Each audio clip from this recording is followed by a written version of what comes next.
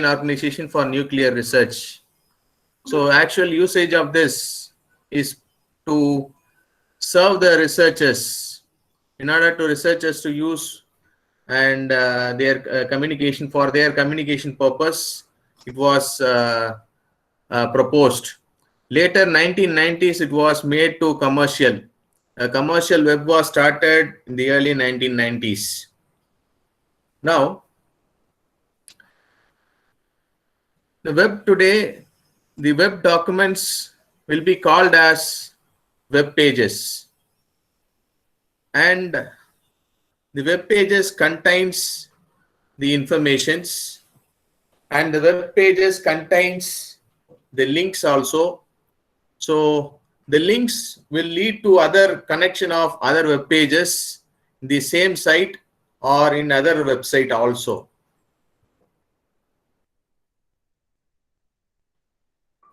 Yeah. So what is hypertext? Hypertext, hyper means a large volume. Text is what? Text document. So large volume of text will be called as an hypertext. And hypertext will contains about lots of links. So one link leads to another, and that link leads to another. So like that, it will be deep in structure. So what is hypermedia? Hypermedia is like hypertext. Hypermedia contains different kind of medias like audio, video, text, animation, and so on. So video. Then what is the architecture of a particular World Wide Web? The architecture contains is implemented with the distributed client-server service. So in which clients using browser can access a service using a server. So usually there will be a client-server paradigm. The server can be located in anywhere, and there need not be only one server, and there might be more than one server also. That's why I'm saying that it is distributed. Distributed in the sense, the part of the code will be executed, part of the process will be executed in different machines, rather than executing all the tasks in a single machine. The task will be distributed to so many machines. So all the machines will work together and produce the result. Then what is a site? So a site is distributed in many locations. So now we'll see an example. Here there are 3 files, file A, file B, and file C, and the original file contains in A. So when A is request, when if you want to read a file, the client has to request for that particular file on the web server. So if the web server web page is found, then it will respond. This is the example. So there are 3 files. The original document is there in A, and an image is there in B, and a reference file is there in C. And as I said, the server is distributed. There are 2 sites, site 1 and site 2.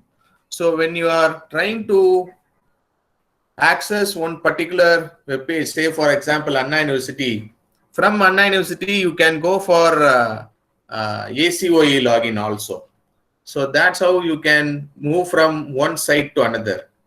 So here this example shows a client can request for a particular file on site A or site 1. Then there will be a response. So from document A, it is reading that there is an image is there. So for that, once again, the client is requesting for that image. So then there will be a response from the site 1. And now there is a reference file, right? So that reference file is there in some other site. So for this, it has to create another new connection. Since the web pages are using HTTP protocol, that is Hypertext Transfer Protocol, uses TCP. So on every time when if you want to send and receive, it has to create a connection. There should be a virtual connection should be created in order to request for a particular resource. Then site 2 is responding.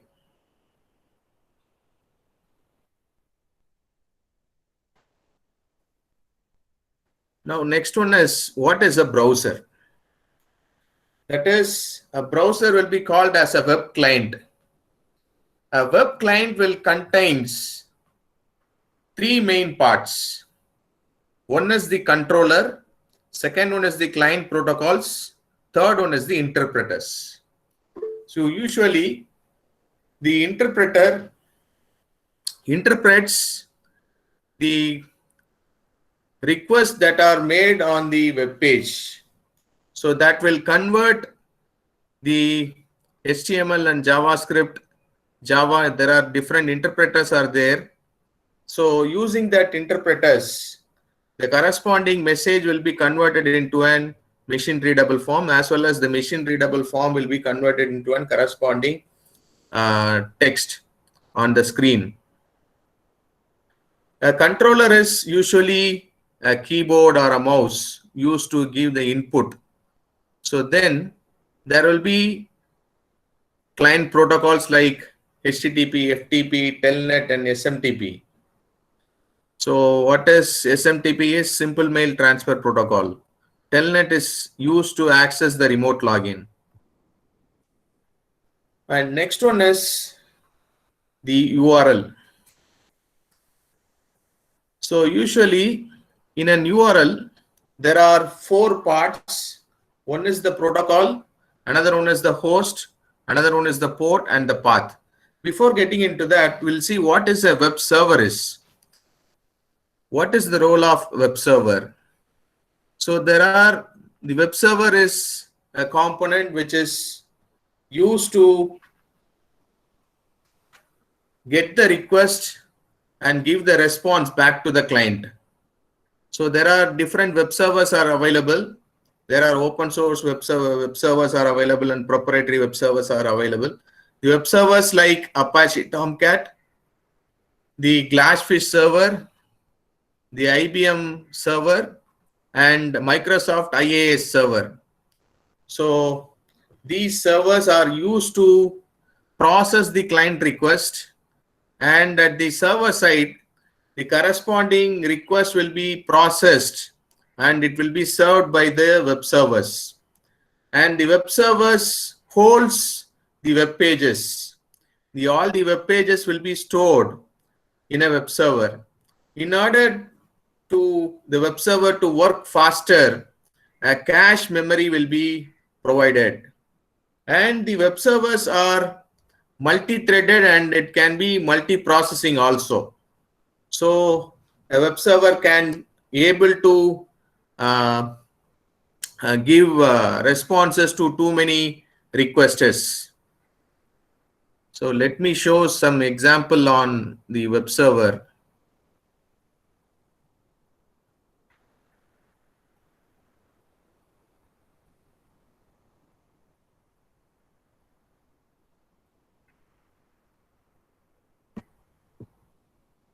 I have a web server called Apache Tomcat.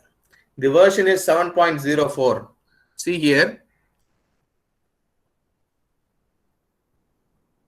So inside the web server, these folders will be there. A binary folder, a configuration folder, a library folder, logs folder, temporary folder, and a web apps folder, and the working directory. And this web apps folder contains all the projects. That is, whatever the projects which you are creating, that projects, that is the websites you are creating, all the websites will be there inside the web apps folder. Now, how to run the web app, run the Tomcat? So how to run the web server is, go to bin. There are binary files are available. There is a batch file called startup.bat. It is a batch file. So you can execute this file by double clicking it. The server will start. After deploying all the applications, the server will start. Yes, it is saying that server startup in some milliseconds, right? So a server is started.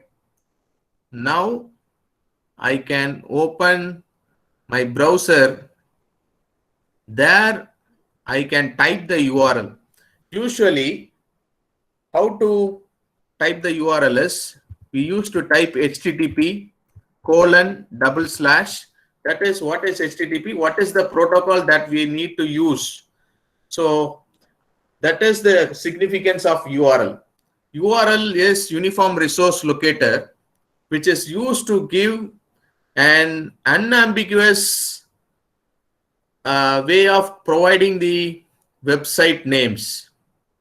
So for that, as I said, there are 4 parts are available in the Uniform Resource Locator. One is the protocol that I have typed, http://.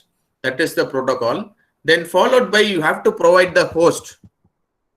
So I have typed as localhost, right? So localhost means I am calling my own system. That is the loopback address name. So either you can type localhost, or else you can type the loopback address, IP address, 127.0.0.1. Now that is the host name, or in some cases this is what mapped with a text name. Say for example Google, the domain .com is the domain. After that, there should be a port number should be given. So by default, HTTP operates on 8080.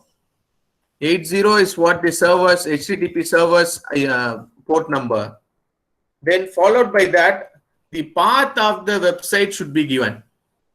Say for example, here I am typing it as localhost:8081, because my 80 port number is occupied by some other service. So I have to go for 8081. So 8081 localhost:8081. If I give enter, my Tomcat, Apache Tomcat web page, home page will load it. Okay, right. Now after this, if we have any project, that is, that path name should be given. That is, the website name should be given. Suppose my project is there under, say for example, ASP/MySQL ASP.JSP.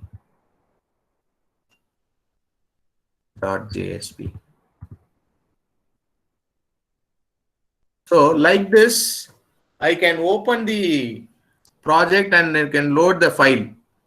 So JSP is what the folder which is there inside my web apps. See here, under my web apps folder, there is a folder called JSP. So under JSP, there are a lot of files are available. So suppose if I want to run this particular file, form.html.jsp, if I want to run that, I can simply go to here and type form.jsp. This is what there, no? form html.jsp.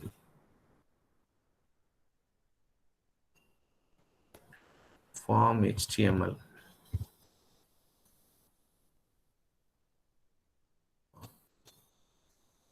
It's having some issue. Okay. So this is how you have to run the web server. So we run this, your web server will run. So apart from this, you can see the status of the web server by logging in. Yes. Now we will come to our topic. So the web documents can be categorized into three. What is a web document? So a web document is what called a web page is. A web page can be a static web page, a dynamic web page, and an active web page. What is a static web page?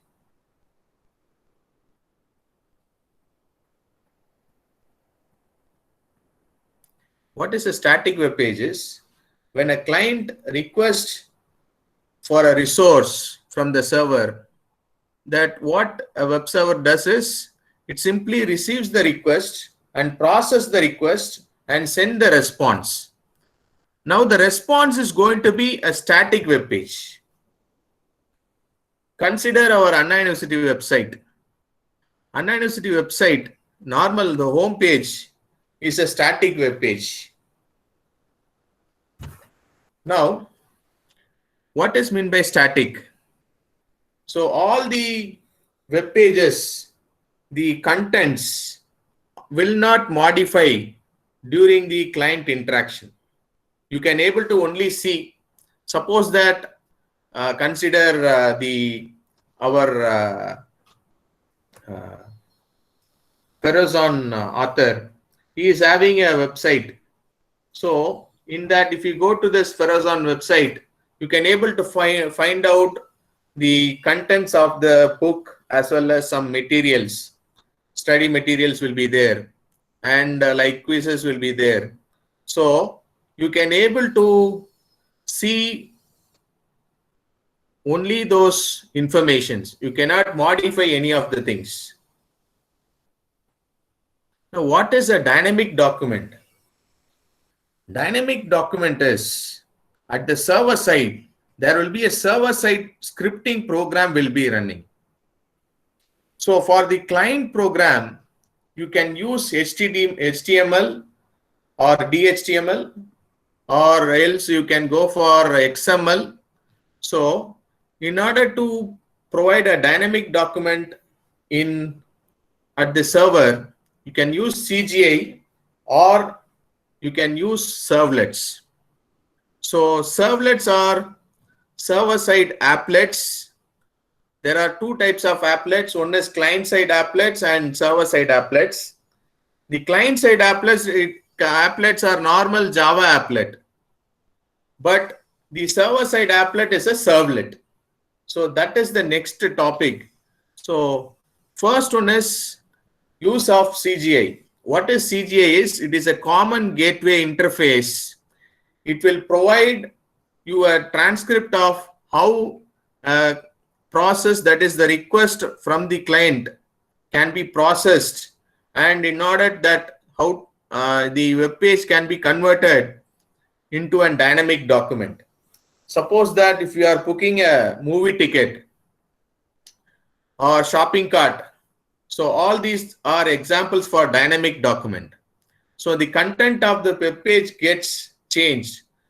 Suppose if I am booking a ticket in IRCTC, I have booked a ticket for 5 members. Automatically, initially the ticket might be shown that is the number of tickets available might be 250. Now after booking of 5 more tickets, now it will show you that 245, right? So it is showing that you have modified the content of the web page. So it is dynamic in nature. So if the content of the web page gets changed, then it is dynamic in nature. The last one is dynamic document using scripting. So use of server-side scripting, you can provide the dynamic document. So there you can use JSP, Java Server Pages. And the dynamic documents will be referred as server-side dynamic documents. Now the active document. What is an active document is the example of an applet. So when there is, suppose that if you want to play a game, if a game is applet based, then what the server does is, server simply sends the code to the client. Then that particular code will get downloaded at the client side and it will get executed. That is what active document. So an example is Java applet. So from here I am stopping and I am going to play a video now. That video tells about what are the process. If you go to any of the website and if you are clicking any of the links, what will happen internally. So that is the ultimate aim of this particular video. So what are the protocols will be used during that. So this animation shows how the communication is going to be.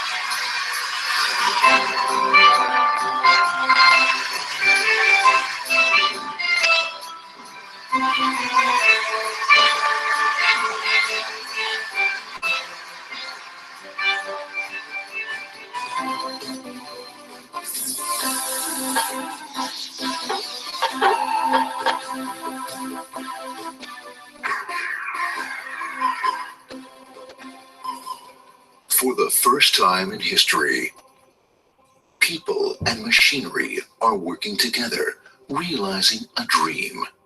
A uniting force that knows no geographical boundaries without regard to race, creed, or color. A new era where communication truly brings people together.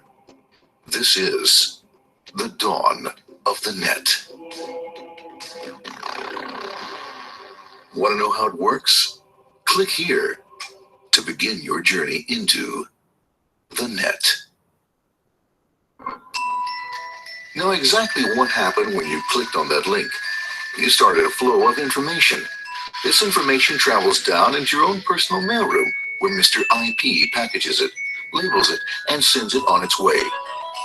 Each packet is limited in its size. The mailroom must decide how to divide the information and how to package it. Now, the package needs a label containing important information, such as sender's address, receiver's address, and the type of packet it is.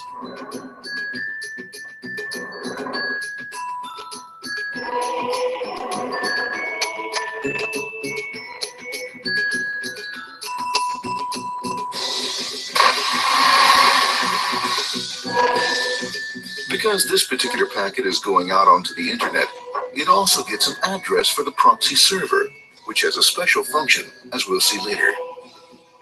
The packet is now launched onto your local area network, or LAN.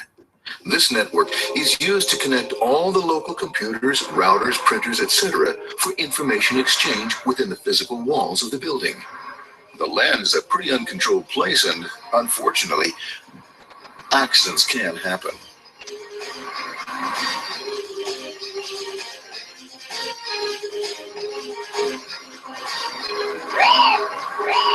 highway of the LAN is packed with all types of information.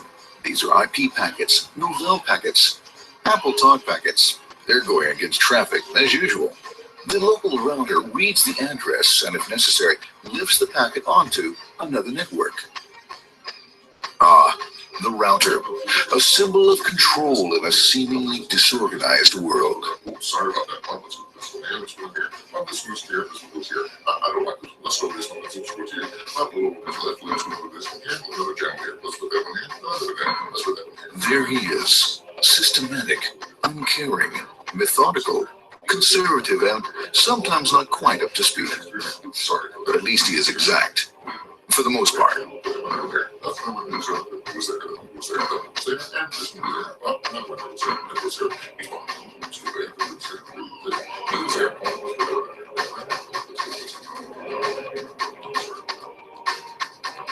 As the packets leave the router, they make their way into the corporate intranet and head for the router switch.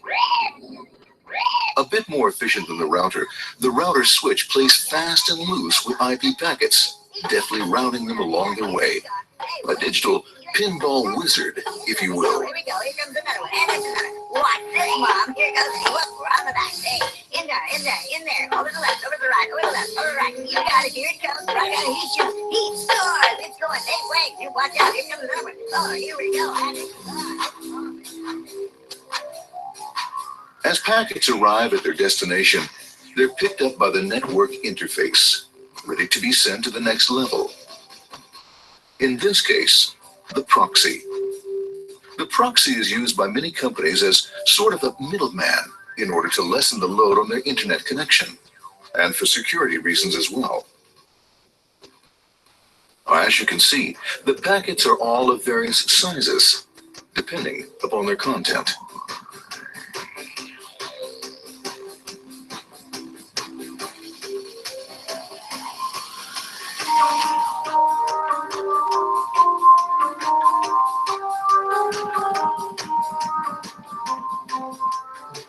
The proxy opens the packet and looks for the web address or URL. Depending upon whether the address is acceptable, the packet is sent on to the internet.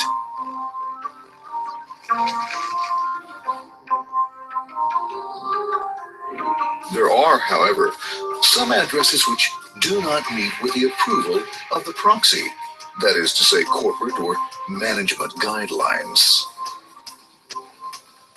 These are summarily dealt with. We'll have none of that. For those who make it, it's on the road again.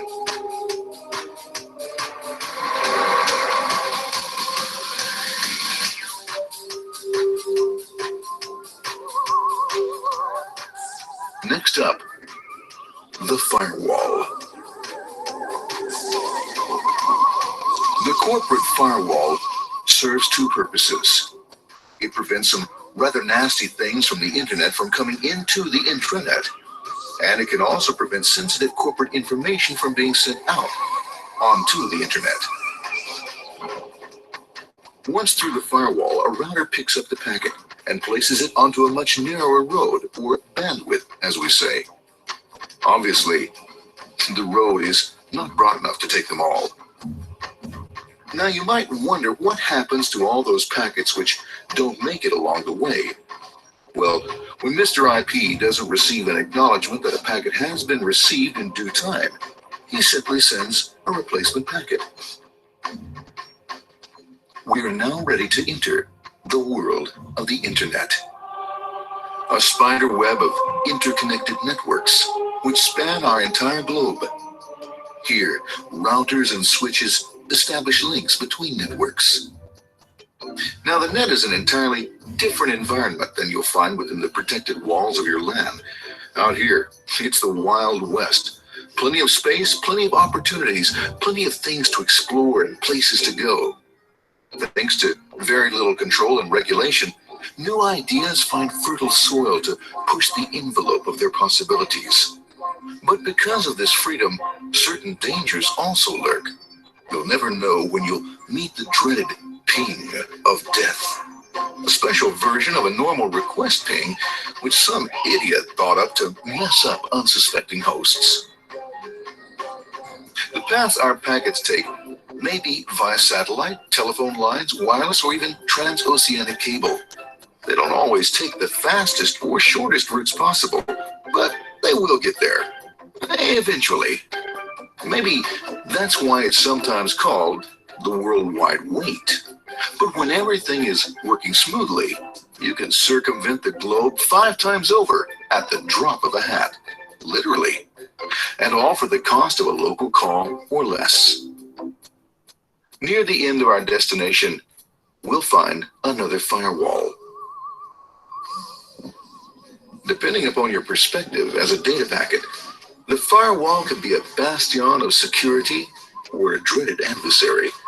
It all depends on which side you're on and what your intentions are. The firewall is designed to let in only those packets that meet its criteria. This firewall is operating on ports 80 and 25. All attempts to enter through other ports are closed for business.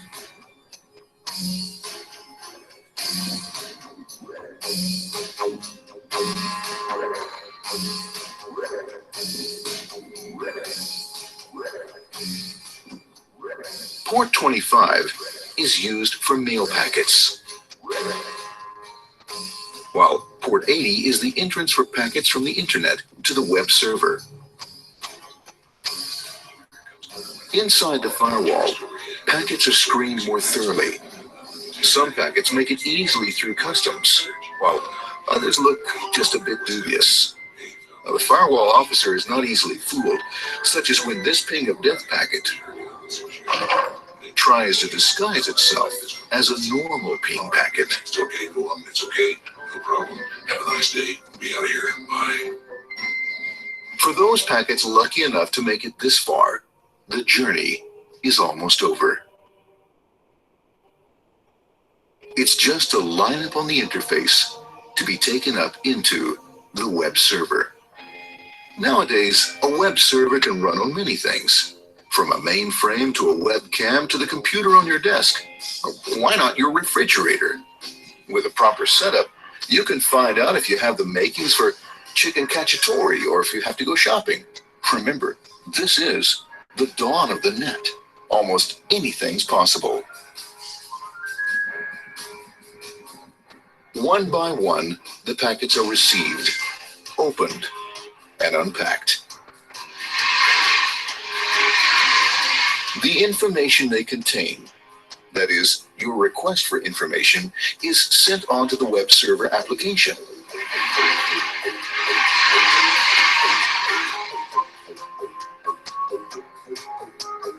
The packet itself is recycled, ready to be used again, and filled with your requested information.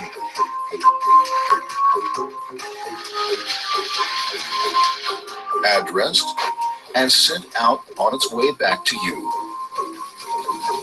Back past the firewall, routers, and on through to the internet. Back through your corporate firewall.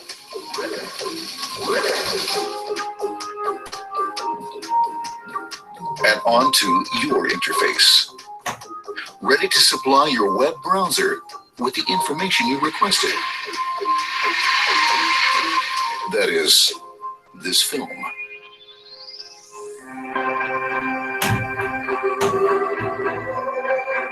Pleased with their efforts and trusting in a better world, into the sunset of another day, knowing fully they have served their masters well. Nice.